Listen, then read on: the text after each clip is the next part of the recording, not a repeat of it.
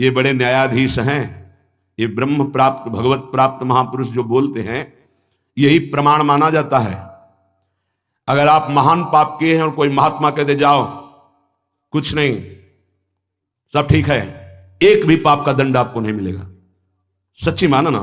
ये न्यायाधीश हैं, ये बड़े बड़े महापुरुष, इसीलिए इनसे जो लाभ मिलता है वो भगवान से भी बढ़कर लाभ कहा जाता है। क्योंकि भगवान में तो जब पूर्ण शरणागति होती तब हम तो हम सर्व पापेभ्यो मोक्षयिष्यामि मा शुचा, और पूर्ण शरणागति यही महापुरुष जन कराते हैं। एक एक शब्द पर कभी संशय मत करना। ये जीवन का वो सूत्र है जिनके आधार पर बाल्यावस्था से चला गया है। अय उपासक, अय साधक, मन में यदि कोई वासना रखोगे तो पुनर्जन्म तुम्हारा निश्चित हो गया है। होश में हो जाओ। वासना, ये भोग लूं, ये देख लूं, ये चाहत है, इसके सिवा हम नहीं कुछ पसंद करते, इसके बिना हम नहीं जी सकते, ये सब वासना। हिरण में ममता हो गई तो भगवान के पुत्र हैं, भगवान ऋषभ देव जी के पुत्र हैं भरत जी महाराज, अगला जन्म हिरण का हुआ। स्त्री में आसक्ति हो गई पुरंजनी में, तो पुरंजन का अगला जन्म स्त्री का हुआ। अगर कोई भी वासना है आपका जन्म होगा, प्रमाण सहित कहते हैं बाबा। प्रार्थना करते हैं कोई वासना रहने न पावे, नहीं तो अगला जन्म हो जाएगा, बड़ा निकृष्ट भी हो सकता है। हमें बहुत बड़े महात्मा की बात बता रहे हैं बाबा, कह रहे हैं जब हम राम घाट में रहते थे गंगा की, तो एक बड़े अच्छे महात्मा वहां थे। उन्होंने एक अपनी कुटिया बना रखी थी। एक दिन उनके कोई बड़े धनी मानी भगत आए और सोने की कई मुहरें चरणों में रखी, भेंट में रखी। उन्होंने सोच करके ले लिया कि संत भंडारा करेंगे, और गीता जी के एक बस्ते में बांध कर रख दिया। वस्त्र को आवेष्टित करके ग्रंथ को जब रखा जाता है तो उसे बस्ता कहते हैं। एक रस्सी होती और उसको जब ऐसे करके कई बार लपेटा, उसी में वो स्वर्ण की मुद्राएं रख दी, मोहरें। सोचा कि कभी समय आएगा तो हम भंडारा कर देंगे। कुछ संतों ने उनसे कहा चलो तीर्थ यात्रा करने बद्री नारायण चलते हैं। चिंतन में आया कि वो मोहरे रखी, भंडारा करना था, पर संतों से कह नहीं पाए, और चले तो बद्री नारायण नहीं पहुंच पाए, रास्ते में ही प्राण निकल गए। प्राणों का क्या भरोसा, कौन सा कदम आखिरी होगा किसको पता, कौन सी श्वास आखिरी होगी किसको पता। इसलिए बहुत चतुर सुजान वो हैं कि कोई संकल्प नहीं रहने देते, नहीं रखना चाहिए। चतुर सुजान साधक कल हम ये करेंगे, नहीं नहीं, अगर श्री जी ने चाहा तो कल ऐसा हो जाएगा। शब्दों में बंधना, शब्दों में ही मुक्त होना, संकल्प में ही बंधना और संकल्प से ही मुक्त हो जाना, दोनों बातें हैं। कल मुझे अमुक जगह जरूर जाना है, तुरंत अंदर से हाँ श्री जी ने चाहा तो जरूर चले जाएंगे। वाणी से भले चूक हो जाए, अंदर से चूक नहीं होनी चाहिए। तत्काल आराध्य देव को बीच में लो, नहीं फंस जाओगे। एक बार भी आराध्य देव को बीच में नहीं लिया, रास्ते में प्राण निकल गए। चिंतन चल रहा था कि लौट के आएंगे तो स्वर्ण मुद्राएं जो रखी उनको बेच करके फिर भंडारा करें। सद इच्छा भी नहीं रखनी, ये बहुत सूक्ष्म विषय है। अब उनका शरीर छूट गया। शरीर जब छूट गया तो शरीर की अंतिम क्रियाएं हुई जो संत की होती। 16 दिन बाद कुछ संतों को प्रसाद पवाया गया। महीना व्यतीत हुआ महाराज की कुटिया की जो सेवा सफाई में, तो बस्ता एक ऊंचे पे दिखाई दिया। देखा कि गुरु जी की गीता रखी हुई है। कोई बात नहीं है, कभी समय आएगा तो पढ़ेंगे, गुरु जी की गीता है। रात्रि में स्वप्न हुआ उनके शिष्य को कि बेटा मैं पतित हो गया, चूक हो गई। अंतिम समय स्वर्ण मुद्रा का ध्यान होने के कारण मैं सांप बनकर उसी बस्ता में बंधा हुआ हूं। जब तक स्वर्ण मुद्राएं बेचकर संत सेवा नहीं करोगे, मुझे सांप की योनि मिली है। पूज्य पादुड़िया बाबा भी वहीं रामघाट में थे। उन्होंने स्वप्न सुनाया कि ऐसा ऐसा गुरुजी का स्वप्न देखा। तो सब संत एकत्रित हुए, सबके सामने जे ही बस्ता खोला गया सही नवीन अवस्था का सर्प फड़ काट के खड़ा हो गया। स्वप्न सच्चा निकला, क्योंकि वो आदेश हुआ था गुरु जी का। वो एक स्वप्न नहीं था, वो एक आदेश था। इसलिए सब संतों को एकत्रित किया था कि ऐसा कुंडली मारे फन काढ़े उन्हीं स्वर्ण मुद्रा के ऊपर वही महात्मा जी, क्योंकि स्वप्न में बता चुके थे। उस वस्त्र में देखा गया कोई छिद्र नहीं था जिससे सर्प घुसकर पहुंच सके स्वर्ण मुद्रा तक, क्योंकि कई लपेट होते हैं बस्ता में।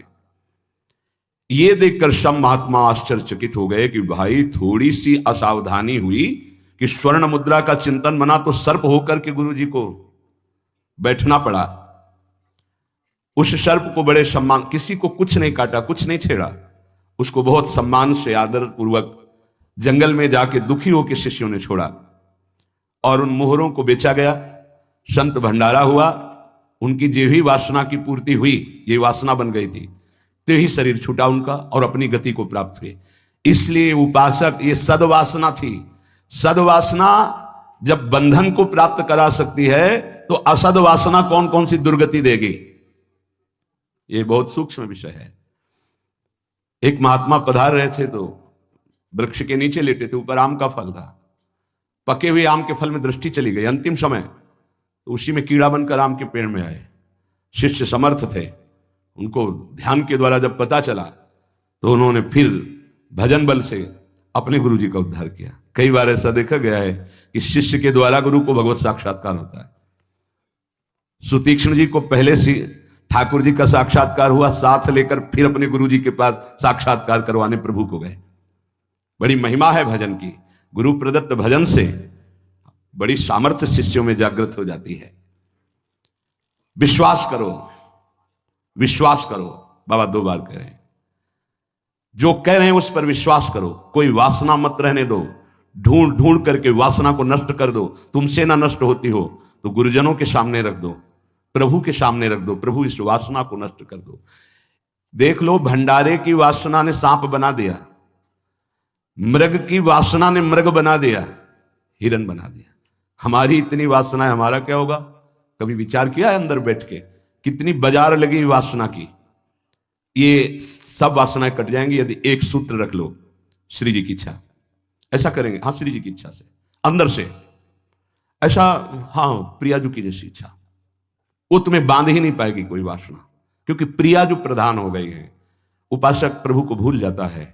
जब कोई वासना होती तो अपना ऐसा अंधकार पैदा करती है कि प्रभु को भूल जाता है। जैसे भरत जी भूल गए, जिन प्रभु के स्मरण में बाधा ना पड़ जाए, राज रानी, राजपुत्र और राज्य का त्याग कर दिया।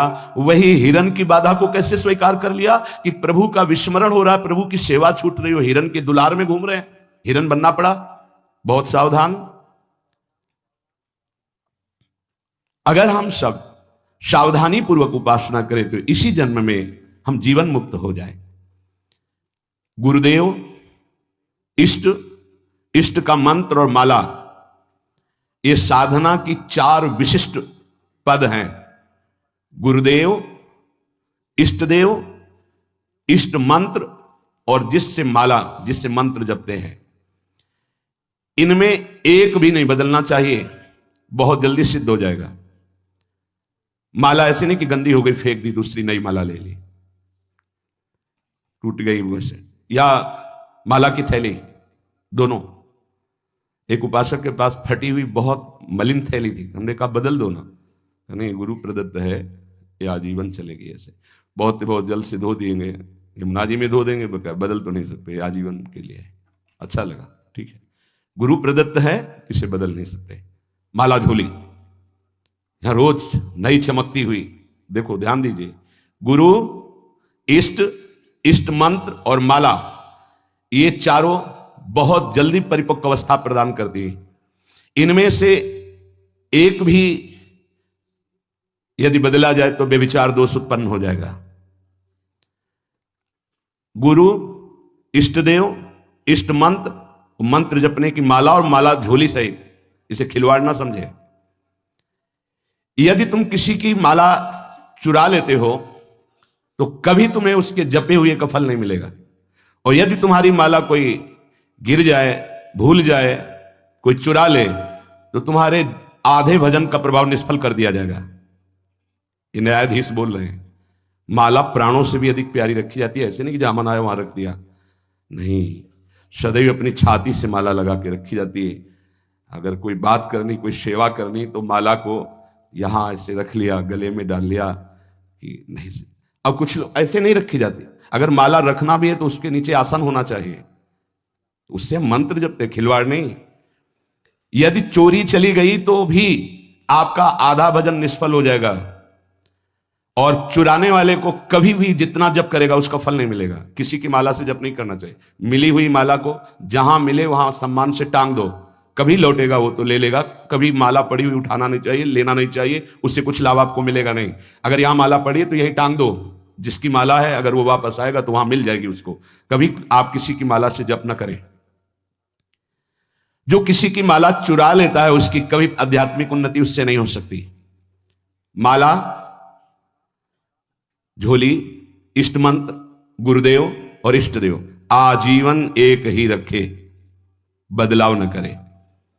यावत जीवन इन चारों को एक रखे, गुरुदेव, इष्ट देव, इष्ट मंत्र, इष्ट माला, उपासक बहुत जल्दी परिपक्व अवस्था को प्राप्त हो जाएगा। ये बातें बड़ी गूढ़ हैं, ये आध्यात्मिक सत्संग इसलिए आपको सुनने को मिल रही है।